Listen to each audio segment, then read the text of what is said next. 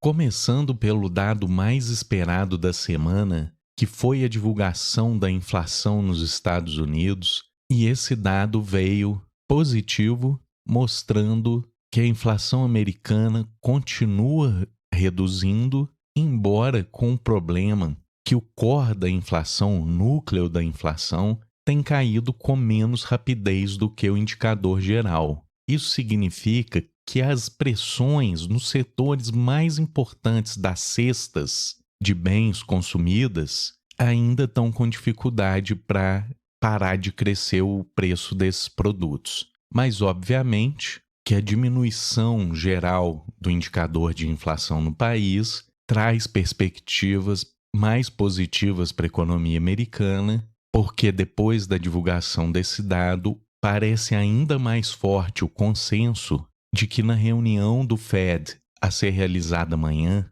não deve haver um novo aumento da taxa de juros, o que significa uma perspectiva um pouco melhor para a economia do país. E o mesmo não pode se dizer da inflação inglesa, que tem se mostrado uma das mais resistentes à queda nesse ciclo inflacionário que a gente está vivendo. E agora a desculpa para manter uma política monetária restritiva no Reino Unido é que há uma pressão pelos aumentos salariais, já que houve, no momento passado, uma perda do poder de compra com a alta da inflação. Então, sem querer entrar nos detalhes, mais uma vez, mas a gente vê claramente a espiral salário-preço em ação no Reino Unido. A gente viu um primeiro momento da alta inflacionária impulsionada pela recuperação das margens de lucro dos empresários, o que levou a uma queda do poder de compra dos trabalhadores,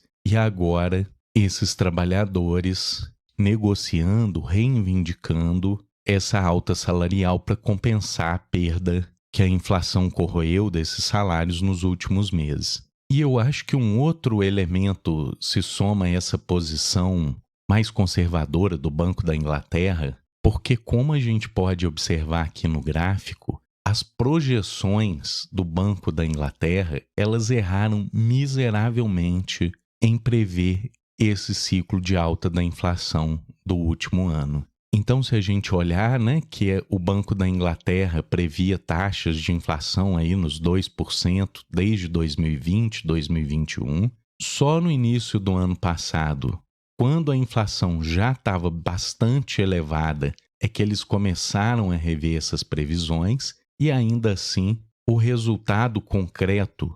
desse indicador de inflação foi muito acima do que o Banco da Inglaterra previu em qualquer momento durante esse ciclo. O que eu acredito que pode levar a essa postura de gato escaldado que tem medo de água fria, o que eu pessoalmente não considero uma grande ideia, porque quem vai acabar pagando essa conta do conservadorismo do Banco da Inglaterra são os trabalhadores ingleses, que vão ter diminuídas as suas posições de luta por esse reajuste salarial que a gente viu, que é o que tem pressionado atualmente mais esse indicador no país. Então, com esse dado, sobretudo o americano, de inflação menor do que a esperada e a perspectiva cada vez mais consensual de que não deve haver aumento na taxa de juros na próxima reunião do Banco Central, isso levou a uma euforia do mercado financeiro nos Estados Unidos e na Europa, mostrando uma maior confiança na retomada econômica dos Estados Unidos. E outro efeito dessa perspectiva de manutenção da taxa de juros é a desvalorização do dólar mundo afora, já que as perspectivas de aumento dos juros diminuiu, o que leva os Estados Unidos a atrair menos dólares para o seu mercado financeiro, tornando mais abundante a oferta desses ativos no exterior, o que faz que com essa maior oferta os preços caiam. Então, não necessariamente 100% relacionado, mas certamente em alguma medida a queda do dólar no Brasil que a gente tem visto nos últimos dias está muito relacionada a essa conjuntura internacional que aponta para uma política monetária mais frouxa nos Estados Unidos, o que permite a esses dólares buscarem melhores remunerações em outros mercados, como tem acontecido no Brasil. E falando um pouco da situação da Ucrânia, eu tenho sido bastante contido, dado que o nível de desinformação é muito alto no tocante a essas questões militares, porque tem toda, né, uma inteligência, uma contra-inteligência, mas o tom do Washington Post eu acho que vem clarear um pouco mais essa situação. Então, o jornal da capital americana, nos últimos dias, tem cada dia feito uma cobertura mais sombria da ofensiva ucraniana. E hoje, essa reportagem falando, né, que muitos soldados ucranianos estão morrendo em virtude dessa operação militar e que os avanços da Ucrânia realmente têm sido simbólicos. E aí a reportagem traz, né, que uma das vilas que teriam sido retomadas pela Ucrânia tinha 17 pessoas que foram evacuadas. Então a gente vê, né, na notícia, às vezes há 4 aldeias liberadas pela Ucrânia, mas uma visão mais detalhada sobre o que de fato está acontecendo, a gente vê que uma dessas aldeias tem 17 pessoas, o que obviamente não representa nenhuma grande perda estratégica para a Rússia, né? Perder uma aldeia tão diminuta. E agora eu falo com menos medo, né, de afirmar que está sendo um fracasso essa manobra, essa tentativa de ofensiva da Ucrânia. Mas às vezes a gente se engana que era para ser um sucesso. E estrategicamente, às vezes, nem era essa a intenção da Ucrânia e seus aliados da OTAN. E aí o secretário-geral da OTAN meio que admitindo que o objetivo final não é reconquistar essas áreas retomadas pela Rússia de fato, mas sim forçar a mão para ter melhor condições de negociação na hora que isso acontecer.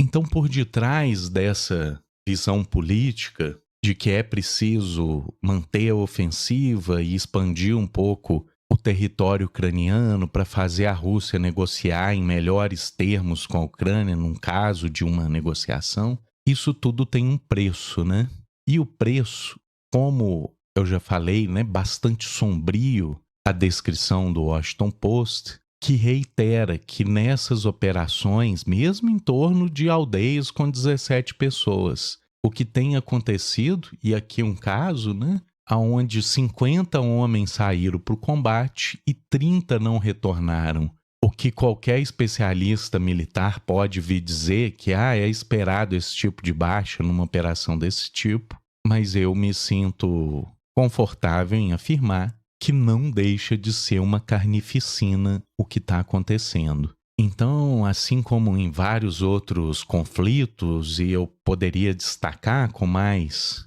ênfase o que aconteceu no Vietnã e todos os desdobramentos quando se descobriu que os Estados Unidos sabia que não venceria a guerra do Vietnã, mas continuou enviando soldados e desperdiçando recursos, inclusive recursos humanos, numa briga fadada à derrota, e eu começo a ver cada vez mais similaridades com o que está acontecendo na Ucrânia hoje. O Stoltenberg aí praticamente admitindo que sabe que não vai ganhar, que é impossível ganhar da Rússia, e que isso tudo não passa de uma operação política para pressionar a Rússia às custas de mais e mais e mais mortes de ucranianos. E ainda falando de geopolítica, mas passando para o outro lado do mundo, uma questão que o Ocidente tem explorado para pressionar a China. E essa questão é o acesso da China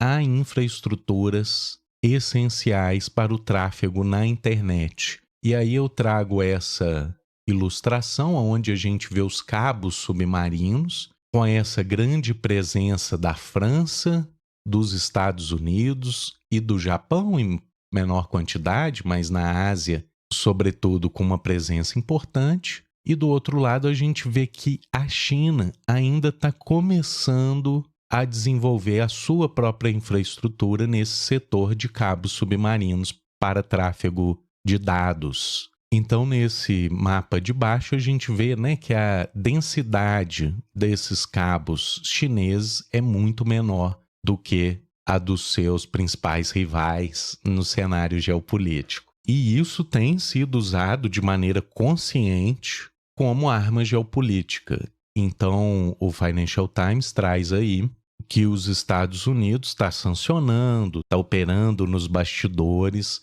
para evitar que Pequim se estabeleça como um agente relevante nesse setor e que construa uma infraestrutura própria que serviria como alternativa no caso de uma ruptura das relações com o Ocidente. E isso acaba gerando nessa infraestrutura da internet, né, os cabos submarinos de dados, uma espécie de segregação dessa infraestrutura, onde você tem uma infraestrutura ocidental e uma infraestrutura chinesa. E os Estados Unidos alertando, pressionando as suas empresas ou empresas que façam negócios com empresas americanas a evitar usar essa infraestrutura chinesa, porque no caso de uma ruptura das relações diplomáticas, isso vai ser usado como um dos instrumentos de pressão contra a China. Então, se a sua rede está baseada numa infraestrutura chinesa,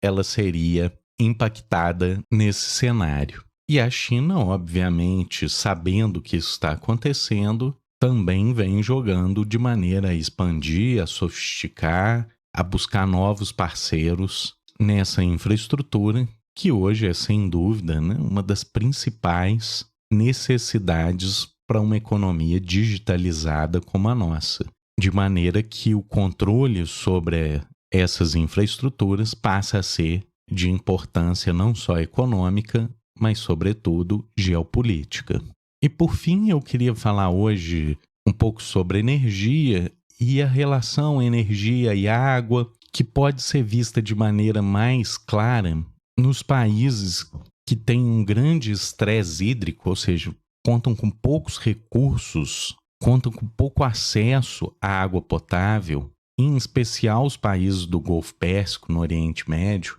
e para contornar essa falta de água, acabam optando pelas famosas plantas de dessalinação da água do mar. Mas essas usinas dessalinadoras, elas têm grandes impactos ambientais. Em primeiro lugar, e o mais claro, é que para funcionar essas usinas, elas precisam de energia. E aqui o Le Monde traz que para cada 1.000 metros cúbicos de água produzidos a partir desse processo de dessalinização, é necessário usar 27 toneladas de petróleo. Claro que de forma metafórica, mas o desafio desses países que não têm água é transformar petróleo em água potável, através, né, desse instrumento que é a usina dessalinadora. Então esse é um primeiro ponto negativo que o uso, o emprego dessa tecnologia traz, que é o aumento das emissões de CO2. Mas não fica só nisso, porque os rejeitos industriais desse processo, sobretudo o sal retirado da água, ele volta para o mar e esse sal que já passou aí por processos industriais e acaba prejudicando fortemente os ecossistemas aonde são jogados esses rejeitos dessa produção de água dessalinizada. Então você tira aquele tanto de sal, aquela montanha de sal e vai jogando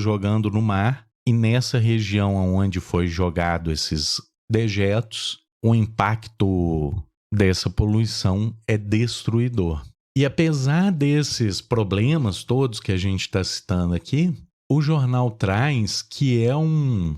setor em plena expansão, que cresceu 500% nos últimos 20 anos, destacando, mostrando que os problemas da transição energética, de uma descarbonização da economia industrial atual, é um problema bem mais complicado do que se imagina à primeira vista. Porque se eu quero parar de emitir, eu preciso parar de usar petróleo. Mas se eu paro de usar petróleo, eu deixo milhões de pessoas sem água que dependem cada vez mais dessas usinas para esse acesso à água. Então ficamos, né, nesse impasse complicadíssimo dessa interface entre ecologia e energia, onde as duas coisas andam de mãos dadas, mas muitas vezes em direções opostas, né? Se degladiando o tempo todo. Então, uma relação muito próxima, muito estreita, mas muito conflituosa.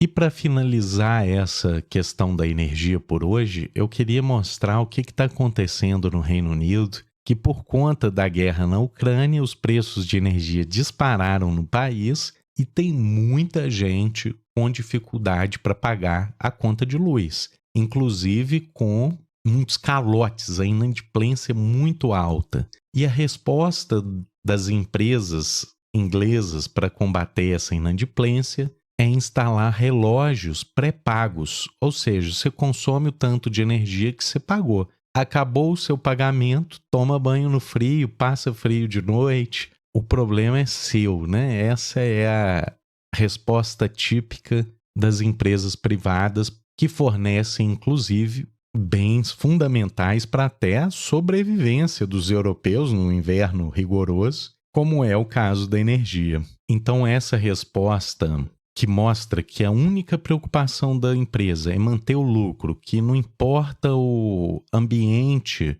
a conjuntura em que está submetido os consumidores. Se não paga, não leva. Isso tem levado à revolta e à revisão e a muita pressão política, inclusive de reverter essas privatizações dessas distribuidoras de energia que vêm nitidamente, né, abusando do seu poder e lucrando como nunca a despeito do empobrecimento do consumidor inglês. Por isso a gente vê, né, e eu reforço, cada dia mais forte, cada dia mais vocal, a crítica contra essas empresas privadas e o pedido para a renacionalização, a reestatização desses setores-chave, desses setores essenciais que não podem ficar submetidos só à lógica do lucro, porque eles são fundamentais para a sobrevivência das pessoas.